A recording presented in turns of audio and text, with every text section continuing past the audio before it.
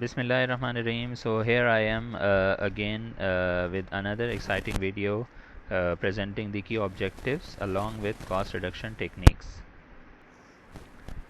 So basically there are two objectives of supply chain management. Number one is to reduce the cost without compromising the quality and maintaining the service level as per the customer's requirement, because the customer retention is very important, and without maintaining the customer service level or quality, you cannot achieve the supply chain management overall objectives. So I'm going to explain some demonstrate some practical examples which I witnessed, which I implemented in the past. The first example is related to the automobile industry. You can see that there is an Alto 1000cc car in which previously the emblem with chrome plating was used. It was the imported one, but after some times it becomes rusty. So to eliminate this problem, we tried to explore the crystal drop technology, which was technology was imported from the South Africa, but it was implemented by a local supplier. It was such a fantastic quality. It was locally made, and the issue of the rust was completely eliminated. And on the other hand, the cost was also saved. So another example was we were importing a wiring harness along with couplers and connectors from Suzuki Motor Corporation, Japan. But as far as the climatic conditions are concerned, they are different in Japan and in Pakistan. So if you see the local assembled cars, all the local assembled cars do not have the rear wiper. So, but in this imported wiring harness, we notice that the connector, coupler and additional wires were also available, which was not required in the Pakistani environment. So with the help of the engineers and technical team, we studied that and eliminated those unwanted parts, which resulted in significant cost saving, as wiring harness for in any car is one of the major high value items. Then another example was to convert the specification change of the seat assembly from complete fabric to the partially vinyl and partially fabric specification.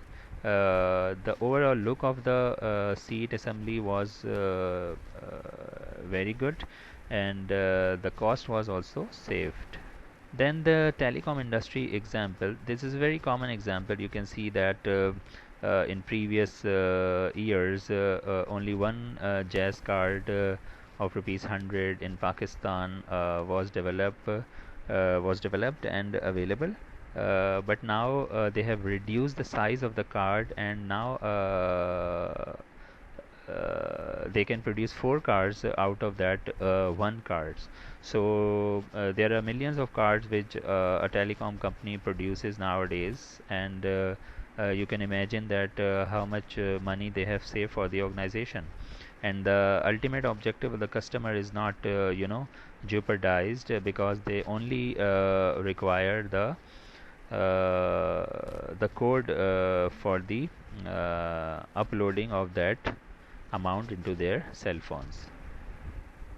So for as far as the bottled water industry is concerned, I got another good example of maintaining quality and reducing cost. That in 2005 model, the Nestle was having a bottle with 14.6 grams, and now they have developed in 2012 the eco-friendly eco-shape bottle that comprise of only 9.2 grams. It means that around 40% material they have reduced. So one objective was achieved, was the cost saving, and another was to contribute in maintaining the green supply chain environment by reducing the material consumption in the bottles. So that is very good example of cost saving and improving the quality for the environment and for the customers as well.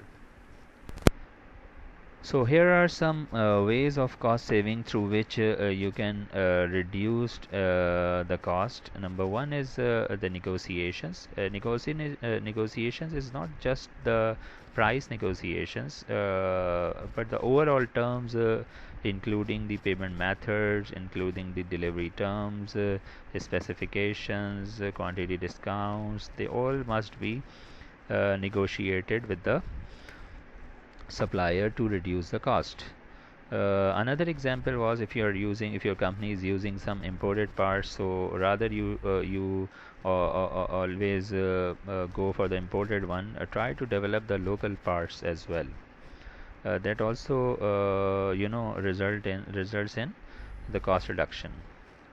Then there is a chance all the time of the specification review, specification change according to the changing environment all the time. So there's a possibility of size changes, design changes, material reduction, and overall specification changes. That also results in reduction of the cost and maintain the customer's level.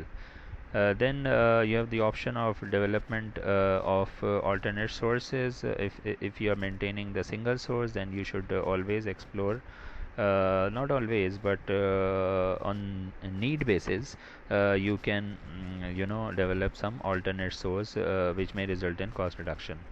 Always use authorized dealers rather buying from the market because they provide you after sales service, warranty, guarantee, and huge discounts from the list price as well.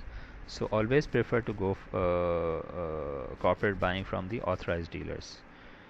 Items of a small value, you should not waste too much time on the procurement of a small value items, and it is always better to keep specific stocks by maintaining the bulk quantity from different suppliers.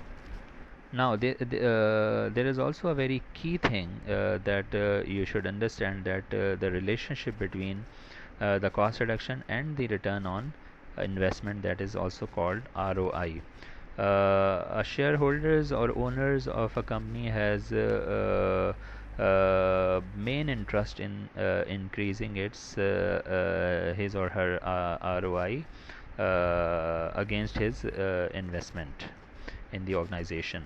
So here is an example that the very basic example that if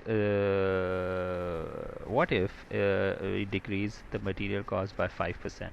So it means here in this case $2.3 million material cost, and if we have a target of 5% reduction, it means the your total cost is reduced by $115,000. So revised cost of the material comes out to be 2.185 million.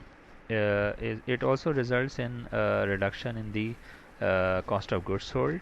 Eventually it will increase your net income by 115,000, and if we divide it with sales, the profit margin increases by 2.3%, and the revised profit margin will be now 10.3% instead of 8%.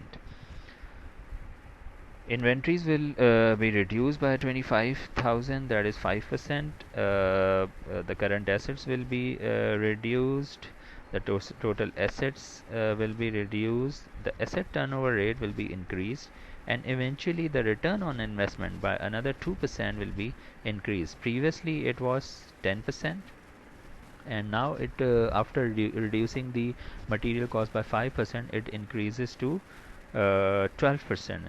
So you can see that such a fantastic results you found by just reducing the 5% cost of the material.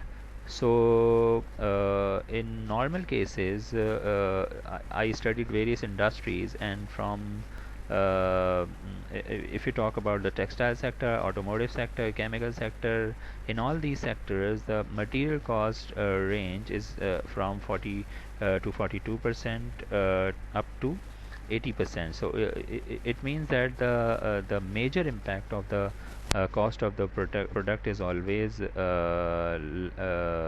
related to the cost of the material. So your focus should be on reducing the raw material cost for any component. So here I would conclude my today's video, and hope you have enjoyed it. Always give your comments on my and subscribe my YouTube channel. My upcoming video will be on various drivers of supply chain management. Stay home, stay safe. Thank you.